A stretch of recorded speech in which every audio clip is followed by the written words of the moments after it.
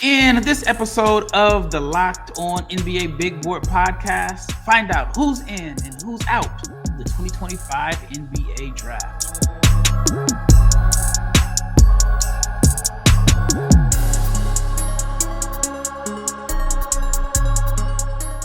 Big shout out to each and every person that has made the Locked On NBA Big Board podcast your first listen of the day. I'm your host, Rafael Barlowe, along with my co-host, who happens to be my brother James. And this episode is brought to you by FanDuel. Right now, new customers can get $200 in bonus bets when your first $5 bet wins. And if you are not subscribed to the Locked On NBA Big Board YouTube channel, please subscribe, like, share, and comment. Also click the bell so you can be notified every time we drop an episode. I see the subs going up and up and up, so we appreciate each and every new subscriber and each and every listen. All right, let's talk about today's episode. It was a big day for the 2025 NBA Draft. Today, while we're recording this, is Wednesday night, and it was the deadline for the college players to basically choose. Are they staying in school or are they going to keep their name in the NBA draft? It's right now, while I'm recording, it is 10:28 p.m. Central, which means it's 11:28 Eastern. So there's about 30 minutes, but I think all of the top names have already announced where they are going. So, James, I want to start off first with Jamir Watkins from Florida State. Entered his name in the transfer portal. 6'7", 210 is what he was listed at Florida State. Had a good year, averaged 18.4 points, 5.7 rebounds, 2.4 assists per game. And the year before, his junior year at Florida State, he led the team in pretty much every statistical category, from points, rebounds, assists, and steals. He decided to keep his name in the NBA draft without being mocked or a consensus first round pick. We talked about it yesterday in our episode, and we both agreed that we think he should stay in the draft. Were you surprised by his decision? No, I was not surprised by his decision. I think that once some of these dominoes started to fall, I think that his opportunity to get drafted got higher. Then it went from, okay, I can go probably here. Now the draft range basically improved with guys dropping out. I don't know if he knew if Miles Byrd was dropping out and going back to school, but now that's like one less wing that you have to compete with in probably the second round. So I like Jamir Watkins. I think at his age of 23, this was his second time testing the process. I feel like it's time to prove himself. I think he's an NBA player. I liken him to a Najee Marshall type. The shooting isn't what you want it to be, but he does everything else at a really good level. And, he can make plays. I think he's a good passer. I think he defends very well. He had one of the better games at the combine. So I think this is the right move for him. I think a team gets a solid player who is, we always talk about who's ready to contribute. Or you look at these teams that are playing in the playoffs right now. Who wouldn't want a guy at 6'7", 210 that's going to defend at a high level? Now, again, the jump shot has to improve, but I think he finds his way on a roster, and he's one of those guys I think has the potential to outplay his draft position in a few years. Yeah, I like him a lot. What I love about him is that, man, he gets to the rack. This year he averaged 7.7 free throw attempts per game, which is up from the 6.2 he averaged last year at Florida State. The big concern for him is the outside shooting. And I get it. Well, I get why he decided to enter the draft. I thought he had a good combine last year. I think he had one of the better games. I went back and looked at some of the winners from day one or whatever, day two of the 2024 NBA combine. His name came up. He ultimately decided to return to school. And I think for him, the focus was showing teams that you can improve as a shooter. The numbers dipped from 34% in 23-24 to 32% this year, but the volume increased from 2.9 to 5.2. And just from the outside looking in, it was like, I went back to school. What else can I do? Right. I already played good at the combine 2 years in a row. I'm not trying to run it back again next year. So I'm just going to put it all on the table and enter the draft. And I think it was, I mean, I guess you can say it was a risky decision simply because I'm sure that teams are offering him, or schools, I should say, were offering him big money, especially the schools that feel like they're one piece away. And that's one of the things I heard recently is that teams are now realizing that the portal, as far as impact players in the portal, slim to none. Like real big impact players that can get you over the top. And once that happens, then you realize, like, all right, I probably got to outbid these 4 or 5 schools that have this type of money. And so, guys, NIL prices are going up. And so for Watkins, I'm pretty sure that he had deals upwards to 3.5 million, maybe even more, because you add him to your team in college basketball, especially if you already have some decent pieces, then I think you could be a contender for at least a conference championship. All right, let's switch to your guy, a guy that you were higher on than a lot of people. And, I mean, Early too, Ralph. Reasonably early, but go ahead. reasonably early. I forgot where I was at, but I didn't do a podcast. You did a solo one, and you made a podcast about guys that we or the draft community should take a closer look at. And Yanic Konan Niederhauser was one of those guys, and he averaged 12.9 points, 6.3 rebounds, while shooting 61% from the floor and 2.3 blocks per game at Penn State this year. One of the key attributes or key things that I take away from his game is that he transferred up from Northern Illinois to Penn State, and he got better as he transferred up. And I wonder how well does that translate to the NBA, because he is your prototypical vertical lob threat, rim protector, bouncy athlete, and he may look good in NBA spacing with NBA playmakers. So before we talk about his decision to go to the league, tell the audience who missed that episode, what did you like about him and what drew you to his game and why you were higher on him than the consensus early? I forget when it was, but I saw the tape and I saw the athleticism.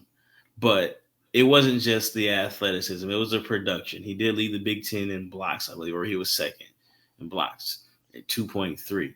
But what draws me, and again, I don't really get I try not to get too enamored with athleticism, because sometimes athleticism can be fake in a sense that, can you play? I think he can play, and he's also a very good athlete. So, not to say that Jericho Sims' athleticism is fake, but Jericho Sims, unless he's catching the ball at the square, he's not going to score, right? Whereas I think Yanic Konan Niederhauser can make plays in the short roll. I saw him make plays at the combine where, again, the floor is spaced out, where he's at the top of the key in the dribble handoff position. Well, he's taking his man off the dribble and he's getting fouled. So, those plays stood out to me. I saw him catch the ball at the elbow and make an NBA play, not just run and dunk. So that's what stood out to me. Then he goes to the G League invite. He dominates that. I said he was going to get called up, and he goes to the combine and he plays extremely well. I think late first round pick is very, very, very reasonable, very realistic for him to be, because, again, run and dunk, athleticism, he blocks shots, he rebounds, and he's got talent. And, I think he's a late first round pick, maybe early second round pick. He's got to be the highest riser next to Hanson Yang in this draft process, if you weren't high on Yang. The rise for him over the last month has been incredible. He's a player that a lot of people who casually, or even a little bit more than casually, follow the draft weren't familiar with until the NBA Combine. And now that, there's some people that believe that he's in play for a first round pick. All right, up next, we're going to talk a little bit more about Niederhauser, maybe wondering how high he could go and maybe some team fits for him. And then we're going to talk about RJ Lewis, another player who has opted to stay in the NBA draft. And then in the last segment, we're going to talk about the guys that came back and how they could improve their draft stock in the 2025-26 season.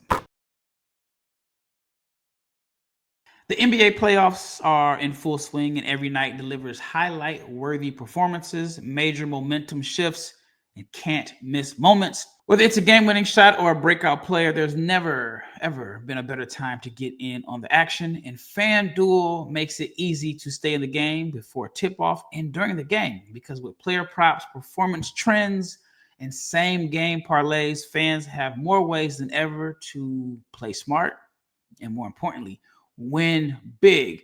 So if you ask yourself which players are showing up in the biggest moments and how could tracking their trends help you build their next bet, or are you wondering what would it look like to combine live prop bets mid-game based on how the action unfolds?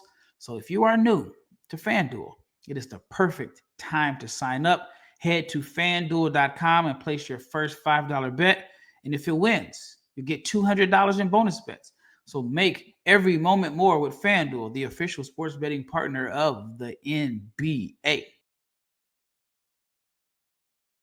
All right, second segment. We left off talking about Penn State's Yanic Konan Niederhauser, who has skyrocketed up draft boards. And I think that he has a chance to be a first-round pick. Right now, my unofficial big board or unofficial mock draft that will be coming out the next few days, I have him at number 30. And I think for him, it's very beneficial to go to a team that has a playmaker. I know the Atlanta Hawks are in need of a 7-footer. Now, where they are picking, it may somewhat be a reach because they have the 13th pick, and then they're also picking at number 22. Do you think 22 is too high for Niederhauser? Because he's the type of guy that they need. They need a vertical lob threat. They need size. They need rim protection. Yes, Onyeka Okongwu is good, but he might be 6'8". And so I think they need some size. So do you think 22 is a reach? Because when I look at other teams that need him, I think the Clippers could use a vertical lob threat. Obviously, Phoenix at number 29 needs some size. But Atlanta is, like, to me, the ideal fit for him. If I'm a player of his caliber, I want to go to the Lakers. I want to play with Luka Doncic. I want to play with James Harden. And I want to play with Trae Young. How are they going to get to the Lakers? They're at, what, 55? Yeah, that's not going to happen. No, I don't think that's going to happen. But I'm saying, like, yeah, if I'm his agent, those are my targets. Of especially, like, the Lakers needed a big. They were really thin on the front line. And so, yeah, the Clippers could use a backup athletic big. So those are my favorite choices. But do you think 22 is too high?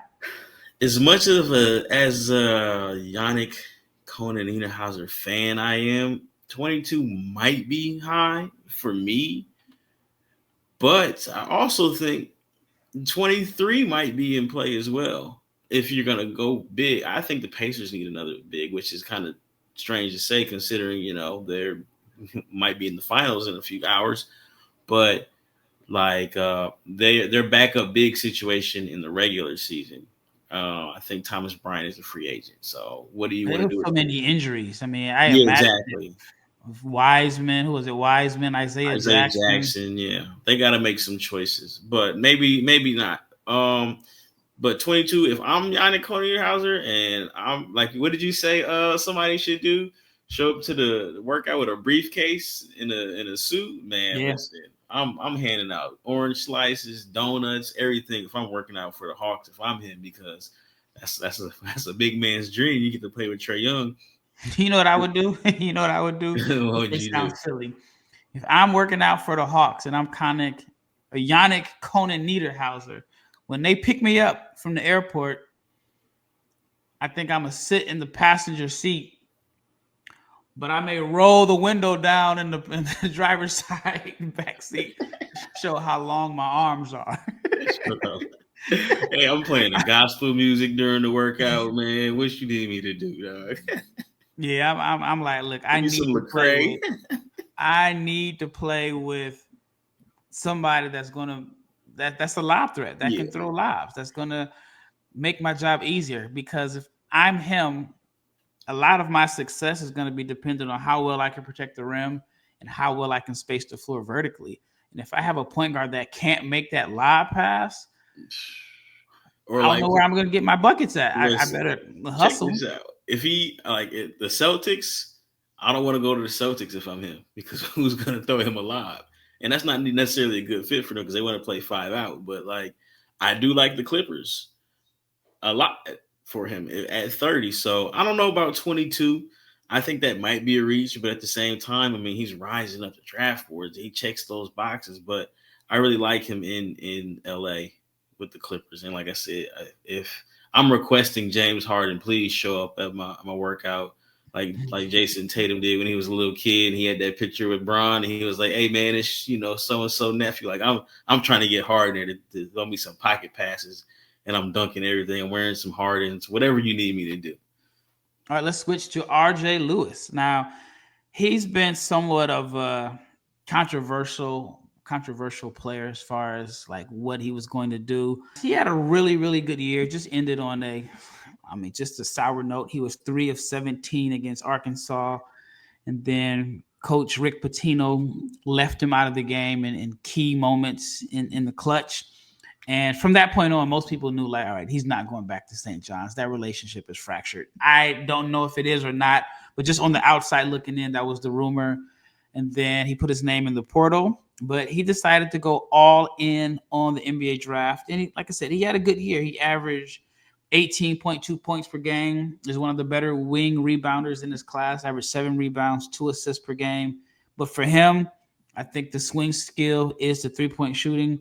He shot just 33% from 3 on about 4 attempts per game, which is up from the year before. We only shot 20% from 3. I'm actually shocked that he decided to keep his name in the draft. I'm not a betting man, but if I were a betting man, I would have bet on him waiting until the last minute and then deciding to go back to school, but I didn't think he was going to go to St. John's. Are you shocked that RJ Lewis decided to stay in the draft? I was very surprised. I don't think he had the best combine. He didn't Wasn't look memorable. I don't Yeah, it remember wasn't memorable. Let me say that. Let me say that. Now, it wasn't memorable, but there were some guys who just kind of like flat out looked bad. I wouldn't say he looked bad, but it just wasn't memorable. And then the last, like you mentioned before, the last thing we saw of him on college basketball was he was struggling against Arkansas. I mean, I'm not going to be the guy to tell somebody not to follow their dreams, And I know some people's like, oh man, I can't believe he wasn't a top 60 guy. I mean, all it takes is one team to like you. So shout out to RJ Lewis. I hope it works out for him. But again, like you mentioned, the shooting is going to have to improve. But again, you talk about, 6'7", good size, a rebounding wing. There's value in that. So he's going to get his opportunities in these workouts.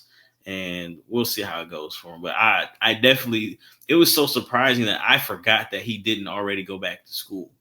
Yeah, it's definitely risky. I was trying to figure out which one of these seniors that may not be on consensus mocks that I didn't have in like my top 60 is going to stay in the draft after waiting until everybody decided to return to school because they thought that they had a better chance. And he's the one that's clear for me that thought like, all right, I see this guy's going back to school. This guy, okay. It's going to at least put myself in position to be drafted. So I think it's fair to say that he is going to be within a top 60, especially if he shoots the ball well in workouts. But I'm surprised. I just knew he was going to school and he was going to be a guy that goes to a team like, and I'm just naming something off the top of my head, but like a Baylor, Kansas State, or one of these schools that probably still has some money left over, or one of these schools that was at the combine too. Kansas. I just thought one of those schools, one of the blue blood schools, was going to end up getting him by making him a significant NIL offer. And I mean, I've said it numerous times.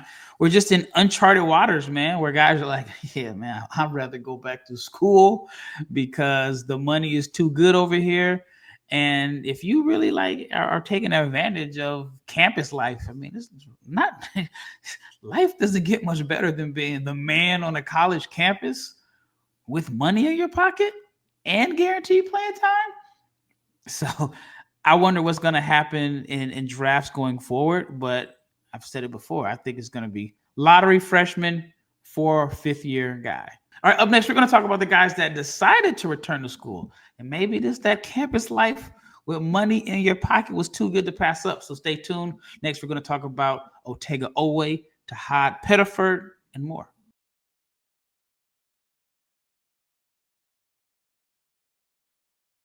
All right, last segment. Before we get into the guys that decided to return to school, I want to talk about Adou Thiero. We talked about him yesterday, me, James, and Leaf, and everyone agreed that he should go to the NBA. I thought he had a really good year, was one of the most improved players in college basketball, especially from what he was as a freshman. Like, he looked like a raw athlete as a freshman. You knew he had talent, you knew he was athletic, but I was definitely impressed with the jump he made.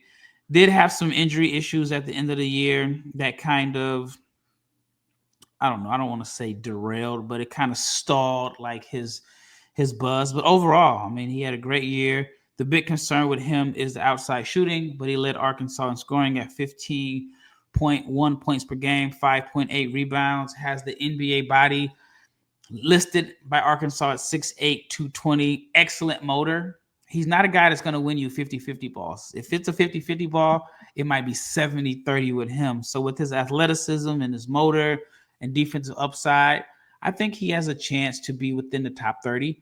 So I'm not surprised he came back to school. I know you're not, because we talked about it yesterday. That situation at Arkansas, even though I think he would have been one of the guys that was going to be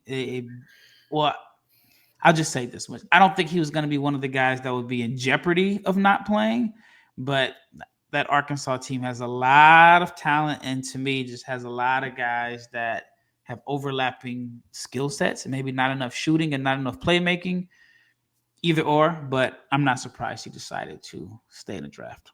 Yeah, I said last night he should go. Arkansas roster is crazy, but like you said, man, top-notch athlete, plays the passing lanes. He's going to defend. Jump shot has to get better.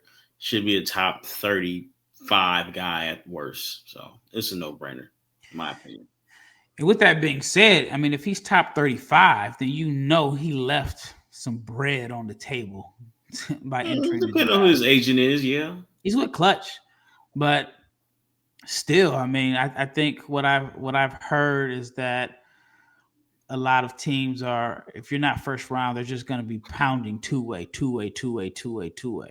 which is a lot of the reason why guys went back to school, because it's definitely more lucrative to go back to school than play on a two-way contract.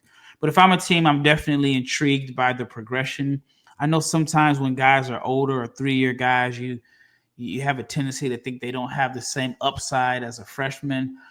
In some cases, yes, but when I look at a guy like him, who averaged 2 points a game as a freshman, 7 as a sophomore, 15 as a junior, without really improving as a shooter, I think he has just as much upside as an 18 or 19-year-old freshman. Because if he just adds this one thing to his game, easier said than done, then I think he could be a high-end rotation player in the NBA. Yeah. Again, my biggest concern is that, I mean, he got to the foul line almost 7 times a game, but he shot sub 70% in 2 seasons, or 2 of his 3 years. So the shooting is going to be an uphill battle, but like everything else, he's one of the better athletes, not just like testing athletes, but like playing athletes in this draft. So he's going to give himself a chance. Hold on. We got breaking news. Fresh off the presses. Okay. There is about 7 minutes left until the deadline. See, that's what I would have did if I was RJ Lewis, man. I'd have dragged that decision out. But, you know, he's in there. So what you got, Raf? Labaron Philon has just withdrawn from the 2025 NBA draft and returned to Alabama.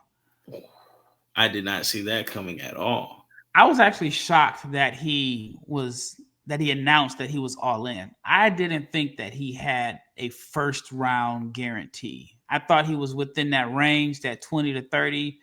Like I said yesterday, if you're not a lock to go top 25, that 5 pick difference is too risky, especially if you're in that range, then that means you're going to be one of the higher paid NIL guys.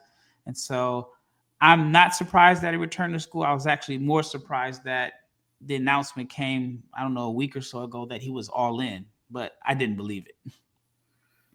That's as surprising to me as Miles Byrd.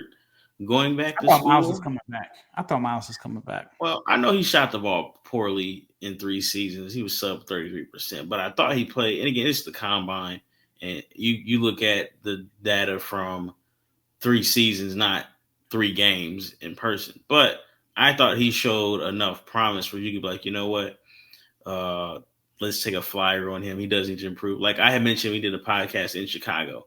It was like 4 or 5 guys. If they could shoot, they might be first round picks, and he was one of them. But him going back to school and going back to San Diego State, you mentioned he's gonna follow the Nick Clifford route and just get better. I'm not mad at him. So, but yeah, Labaron Philon though, yeah, I gotta make some adjustments to my my big board here. Or Yeah, actually, what's my funny is, as far as Miles Byrd, I had talked to a scout about him about a week ago, and he's like, no team is drafting a wing based on defense. He says, other than Matisse Thybulle, name the last time a team just drafted a guy on the wing just because he was a great defender. And he's like, with Miles Byrd, everyone talks about him being a really, really good defender. He's not a great defender like Thybulle, and he hasn't really shown enough on the offensive end, especially for a first round pick. So I guess this guy's right. All right, again, let's go back to Philon. Again, this is breaking news. Fresh off the presses, Philon has decided to return to school. What do you think he needs to do to put himself to be a lock to go into the lottery for next year? Because I imagine when you go back to school, that's your goal, is to be a lottery pick. Yeah, I think volume is going to help him out, similar to how we talked about with Tahaad Pettiford. But he's got to improve as a shooter. Last I looked, he was at 45% at the rim on 80 half court attempts. So that improve on the jump shot. I believe he shot 32% on jumpers and 32% on catch and shoot shots. And it's, now that I think about it, it's kind of like paramount that he does. Actually, I think it's a good choice to go back to school because he did measure well, I believe 6'4", but he wasn't like a great athlete. So if you're not going to be a great athlete, and I do think he is a modern day floor general, you got to be a better shooter. So gives him an opportunity to go back to school, prove that he can shoot the ball. And he is somebody who I think realistically can come back and be a lottery pick next year. Yeah.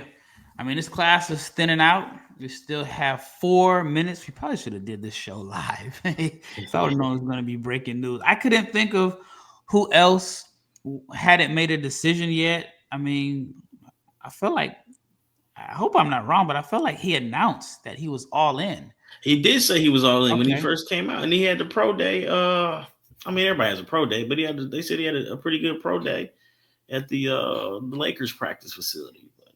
All right. So we got about 4 minutes. We'll see if Drake Powell.